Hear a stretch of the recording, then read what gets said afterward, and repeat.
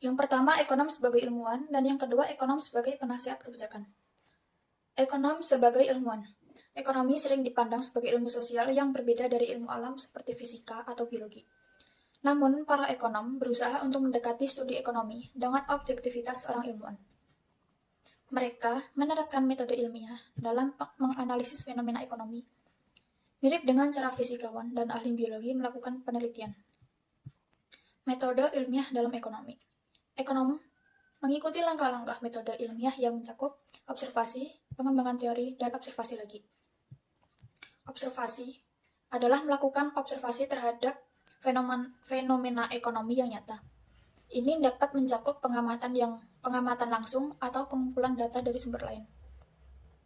Contoh observasi dalam ekonomi bisa berupa peningkatan harga barang, fluktuasi nilai tukar mata uang, atau perubahan dalam tingkat pengangguran. Pengembangan teori. Berdasarkan pengamatan yang telah dilakukan, ekonom kemudian merumuskan teori atau hipotesis yang menjelaskan fenomena yang diamati. Teori ini sebagai penjelas yang dapat diuji dan akan menjadi dasar untuk analisis selanjutnya. Observasi lagi, yaitu ekonom akan melakukan observasi tambahan untuk mengumpulkan data yang relevan untuk menguji hipotesis mereka. Data yang dikumpulkan di tahap ini bertujuan untuk memperkuat atau membantah teori yang telah diajukan sebelumnya. Jika data memperkuat teori, maka teori tersebut dianggap valid.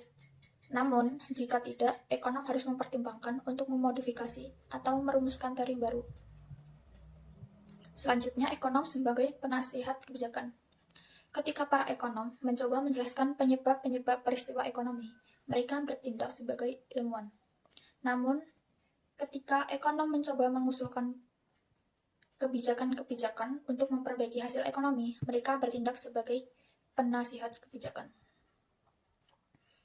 Ekonom sering diminta untuk memberi analisis tentang penyebab peristiwa ekonomi tertentu dan merekomendasikan kebijakan untuk memperbaiki situasi tersebut. Di sini saya akan menjelaskan apa itu tentang asumsi. Nah, asumsi sendiri memiliki arti adalah menyederhanakan dunia yang kompleks untuk memudahkan dalam menjawab pertanyaan-pertanyaan yang berbeda-beda. Artinya itu adalah setiap para ekonom memiliki pertanyaan dan jawaban yang berbeda-beda karena mereka memiliki sudut pandang dan pemahaman yang berbeda-beda juga.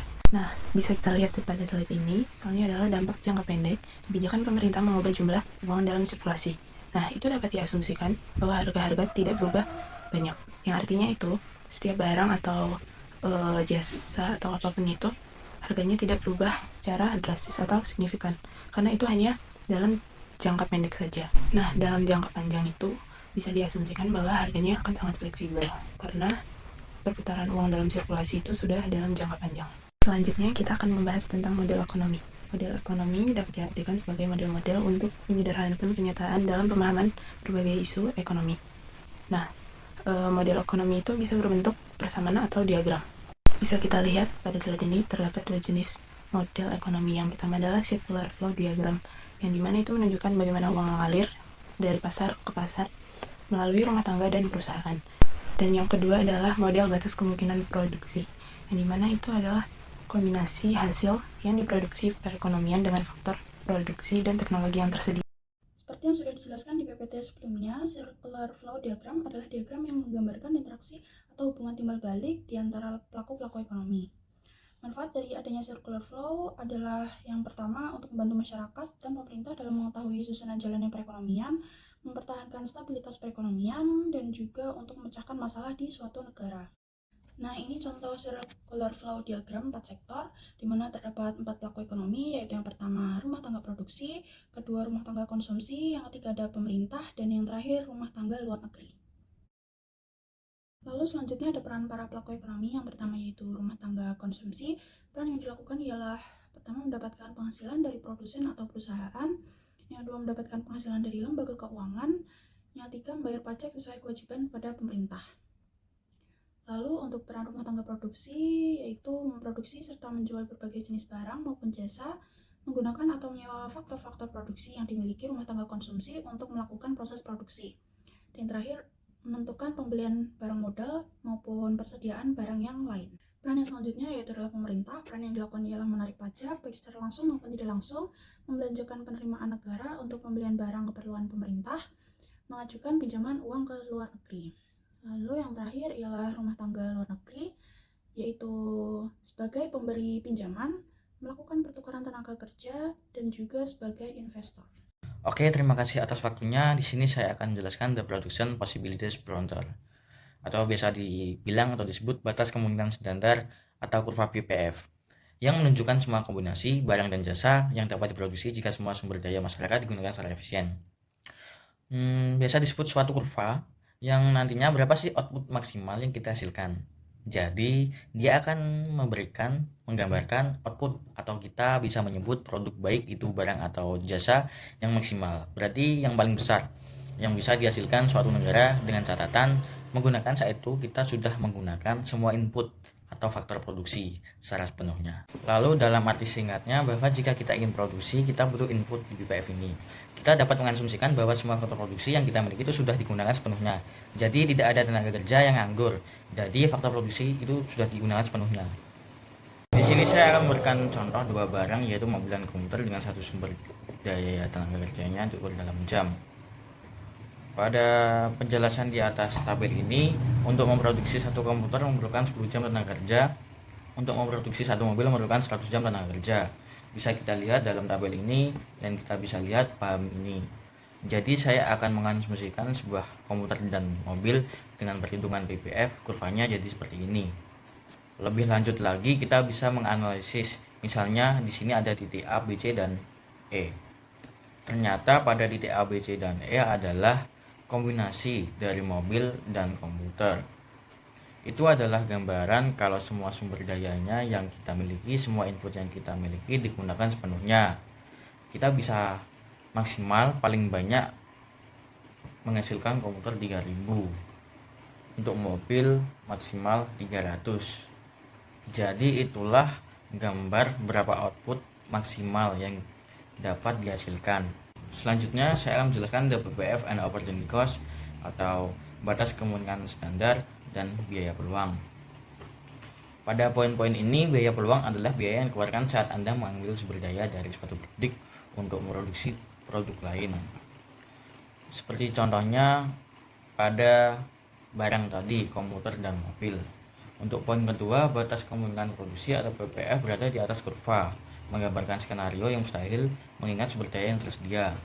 Pada poin ketiga, PPF menunjukkan bahwa produksi suatu komoditas dapat meningkat hanya jika produksi komoditas lainnya menurun. Pada poin keempat, PPF merupakan alat pengambilan keputusan bagi manajer dalam menentukan bauran produk yang optimal bagi perusahaan. Bisa kita lihat pada slide ini, dengan adanya tabel ini dan arah panah ini, pemiringan gambar garis dengan kurva batas kemungkinan produksi atau PPF menunjukkan biaya peluang untuk memproduksi satu barang dibandingkan dengan barang lainnya. Kemiringan PPF bersifat negatif atau terbalik. Hal ini menandakan bahwa jika perekonomian ingin meningkatkan produksi salah satunya barang, maka salah satu dari dua barang yang tersedia perlu dikorbankan. Seperti komputer menurun minus 1000, untuk mobil di angka 100. Bisa kita bagi negatif 1000 di per 100 dengan hasil negatif 10. Pada ketentuannya negatif dianggap positif. Jadi selanjutnya di sini saya ingin menjelaskan mengenai economic growth and the PPF. Kemajuan teknologi dalam industri memungkinkan perekonomian untuk memproduksi lebih banyak barang, yang akibatnya batas kemungkinan produksi dapat bergeser keluar, yang dimana di kurva tersebut digambarkan bahwa jumlah mobil bertambah banyak dengan digambarkan PPF bergerak ke kanan, dan jumlah mobil juga bertambah banyak yang digambarkan dengan PPF bergerak ke atas. Kemudian di sini saya ingin menjelaskan mengenai the shape of the PPF. Yang pertama, PPF bisa berbentuk garis lurus atau berbentuk busur. Yang kedua, jika biaya peluang tetap konstan, PPF berbentuk garis lurus. Yang ketiga, jika biaya peluang suatu barang meningkat, ketika perekonomian memproduksi lebih banyak barang, PPF berbentuk busur. Lalu selanjutnya di sini saya ingin menjelaskan mengapa PPF mungkin berbentuk busur. dapat dilihat pada kurva di samping, di mana dijelaskan bahwa di titik A sebagian besar pekerja memproduksi gandum, bahkan pekerja yang lebih cocok untuk membuat komputer. Jadi dapat dijabarkan bahwasanya kebanyakan atau mayoritas dari pekerja yang membuat gandum itu dapat membuat komputer. Jadi tidak perlu merelakan banyak gandum untuk mendapatkan lebih banyak komputer. Dan slide selanjutnya ini masih mengenai mengapa PPF mungkin berbentuk busur. Dapat dilihat pada kurva di samping, dijelaskan bahwasanya pada titik D sebagian besar pekerja memproduksi komputer, yang dimana sebagian para pekerja yang memproduksi komputer ini diambil dari beberapa pekerja yang memproduksi gandum, yang dimana para pekerja ini yang diambil untuk memproduksi komputer ini merupakan beberapa pekerja yang berkualitas yang dapat menghasilkan gandum yang berkualitas, sehingga hal tersebut menyebabkan penurunan besar dalam produksian gandum. Baik, materi selanjutnya adalah cabang ilmu ekonomi itu terbagi menjadi dua, yaitu mikroekonomi dan makroekonomi. Mikro berarti kecil, mikroekonomi merupakan ilmu yang mempelajari perilaku seorang individu dari keseluruhan kegiatan ekonomi. Hal ini meliputi satu konsumen, satu rumah tangga, satu perusahaan, atau bahkan satu industri. Mikroekonomi mencoba memahami apa yang menentukan output pola konsumsi rumah tangga, perusahaan, atau industri. Misalnya nih, jika kita mendapat bonus gaji yang lebih tinggi, kira-kira uangnya mau dipakai buat beli HP baru atau traveling. Terus kalau di perusahaan itu, pilihan perusahaan tentang apa yang akan diproduksi dan berapa harga yang akan dikenakan. Jadi, itu akan membantu kita menerangkan mengapa perekonomian memproduksi hal-hal yang kita lihat sekarang. Yang kedua, ada makroekonomi. Makro berarti besar. Makroekonomi memperhatikan perekonomian secara keseluruhan.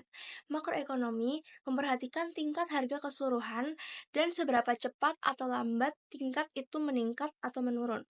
Jadi, makroekonomi mempelajari hubungan antar agregat ekonomi yang lebih luas seperti pendapatan nasional, inflasi, pengangguran, dan neraca anggaran. Jadi, pada intinya, kalau makroekonomi itu melihat dan menelaah hutan, tapi kalau mikroekonomi itu melihat dan menelaah pohon-pohon yang ada di hutan tersebut.